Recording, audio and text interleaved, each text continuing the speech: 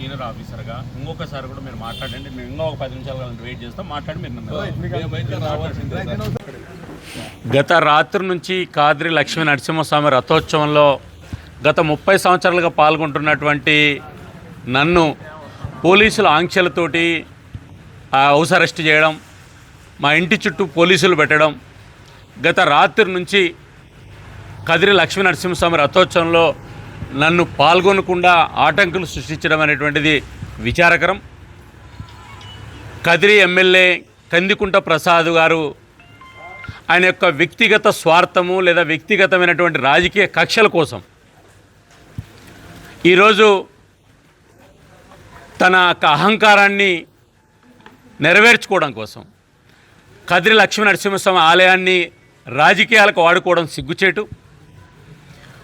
Bharatiya Janata party నాయకుల కంటే కూడా మేము కదిరిలో భక్తులుగా ఒక విషయాన్ని గుర్తు చేస్తున్నాం.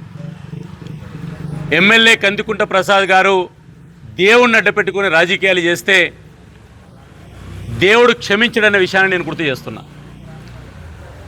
ఇన్ని లక్షల మంది భక్తులు రథోత్సవంలో పాల్గొంటే నేను ఒక్కడిని పాల్గొనడం వల్ల ఏదో నా మీద దాడులు చేస్తామని,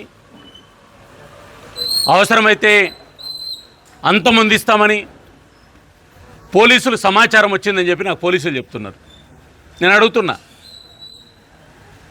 ఈరోజు ఆంధ్రప్రదేశ్ పోలీసు వ్యవస్థ మీద నాకు విశ్వాసం ఉంది. లక్ష్మీ నరసింహస్వామి రథోత్సవంలో పాల్గొంటే చంపేస్తారా? ఒకే ఒక్క విషయాన్ని నేను గుర్తు చేస్తున్నా.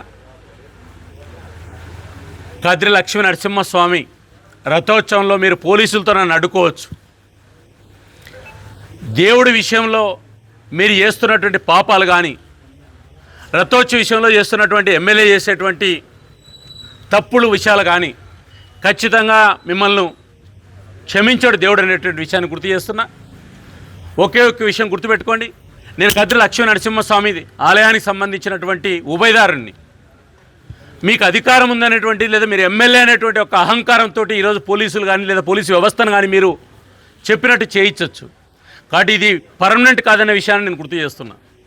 కాబట్టి దేవుడి విషయంలో రాజకీయాలు మానేయమని చెప్పి నేను గుర్తు చేస్తున్నా.